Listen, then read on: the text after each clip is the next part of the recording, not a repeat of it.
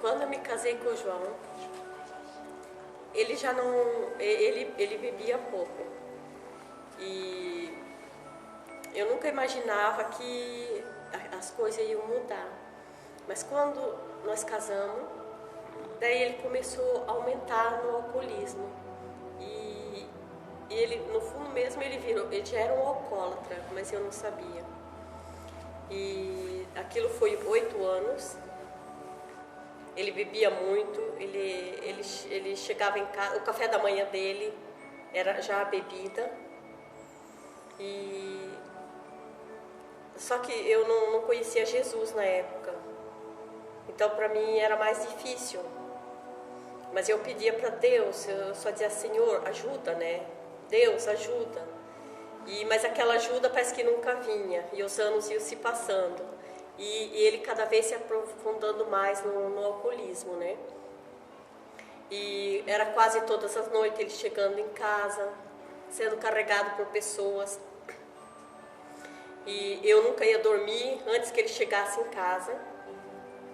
Eu sempre esperava ele chegar primeiro para depois eu ir me deitar, porque eu sabia que alguém ia trazer ele e ele ia precisar de ajuda. Porque no casamento a gente tinha jurado, né, perante Deus e as testemunhas, que era na alegria e na tristeza. E para mim, naqueles momentos, era de muita tristeza, porque ele vinha embriagado para casa, né? Então eu tinha que estar esperando para dar essa ajuda a ele. E isso foi anos e anos, né? E até que chegou um ponto que ele disse que o nosso casamento estava tudo acabado.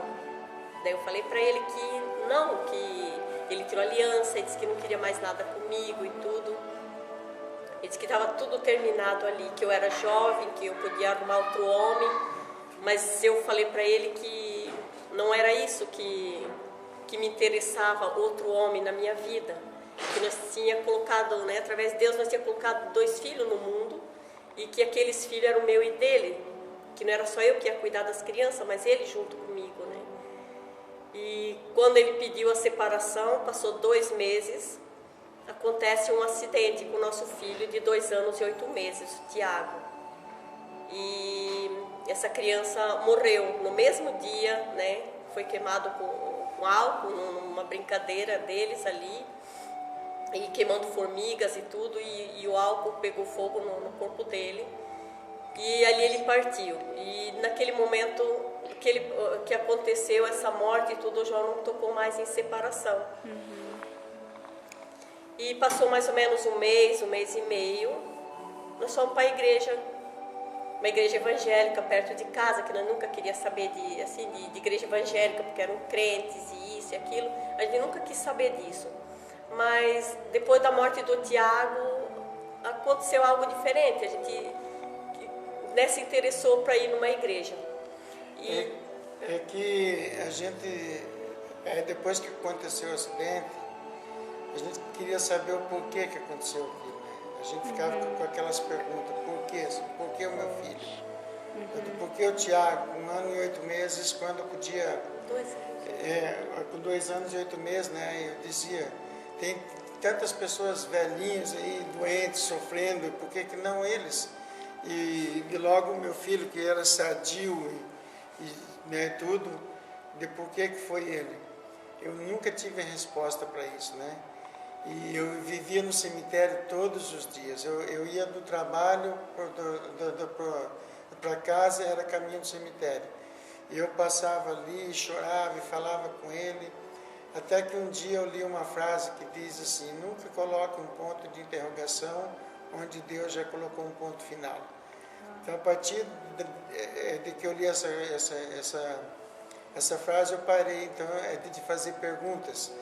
E daí, quando a gente recebeu um convite, né, para ir para a igreja, nós fomos na Assembleia de Deus, lá no bairro Mirim, até lá de Guaratuba, e a gente foi para esse culto, e a Melinda ainda disse para mim que eu tinha cigarro, né, porque eu trabalhava de gerente do supermercado, e o cigarro de subir, eles me avisavam antes, então eu já comprava 3, 4 pacotes, né, para poder ter o preço velho do cigarro, né, que eu fumava 3 carteiras de cigarro por dia. e bebia das 6 da manhã até as 3 da madrugada. Uau! E essa era a minha vida, né? E depois, então, que a gente foi para a igreja, naquele culto, acho que foi numa quarta-feira, né? Numa terça-feira, eu penso, à noite, e o pastor Epaminondas, já falecido, né? Ele estava pregando, e ele leu o versículo, né? Que nos diz assim, que conhecereis a verdade e a verdade vos libertará. Esse versículo ficou gravado na minha mente até hoje, né? E a partir da hora que ele acabou de falar aquilo, na pregação e tudo, eu saí chorando do meu banco, parece que eu estava sendo levado. E fui até a frente e aceitei Jesus. E a partir daquele dia, eu não fumei mais. Levei meus pacotes de cigarro de volta para o supermercado, tirei da minha conta, né? Que tinha marcado. Depois disso, então, como eu te falei, né, da bebida, eu comecei a beber criança já e bebia muito. Eu abria o supermercado às 6 horas de manhã e já começava na cerveja. E às vezes, quando eu estava nervoso por causa do trabalho e de muita incomodação assim, eu fazia de copos grandes, daqueles duplos de caipirinha, né? Era vodka e de bebida forte mesmo. Eu passava o dia, depois eu fechava o supermercado às 9 horas da noite e dali eu ia para o bar, do bar do Silvestre, era um bar que tinha ali perto, e eu ficava jogando sinuca, né? E bebendo até as 2, 3 horas, às 3 horas. Aí quando eu não dava mais conta, as pessoas que me levavam, me deixavam lá na porta de casa. E a Melinda que me puxava. Era como assim, ó, a encomenda está aqui, ela vinha lá, arrastava para dentro. Uau. E ela me botava para dentro, né? Mas uma coisa que também, ela toda vez que eu chegava daquele jeito que me trazia um bêbado, ela me botava na cama. Ela nunca me deixou eu fora da cama, né? Então é sinal que ela amava mesmo, né? E ainda ama. Ainda ama. Onde é que... E por eu ter bebido tanto, né? Bebia daquele jeito, eu não conseguia mais ter vontade de vir para casa. Às vezes eu vinha de bicicleta. Até há pouco tempo eu fui ver no YouTube como é que um bêbado chegava em casa de bicicleta. Às vezes eu ia para casa de bicicleta e não entendia como é que eu chegava, né? Então eu fazia muito vexame, assim, quando eu bebia, aprontava muito. E uma vez eu tentei um suicídio, me joguei de cima do Morro do Cristo, lá da cidade onde a gente morava, Guaratuba. Tinha um bar e tinha aquelas coisas, pé grande assim, que ele era lá no alto. Eu bêbado, eu me joguei lá de cima do bar, lá embaixo, nas pedras. Uau. Mas não... Foi Deus mesmo que já estava me segurando. Daí até foi o sargento Rubens quem veio me socorrer naquela vez, né? E às vezes eu bebia muito, aprontava, saía da lanchonete que meu cunhado tinha também, que a gente morava em frente ao mar. Às vezes eu falava que ia me matar, corria para a água. Eu sempre fazia as coisas erradas, né? Nos momentos que os meus cunhados mais precisavam de mim, eu bebia demais. Eu fazia muita coisa errada mesmo. Aí quando nós então tivemos um encontro com Jesus, como a gente já disse, né? Parei de fumar, fumava 3 carteiras de cigarro por dia. Foi liberto no mesmo dia.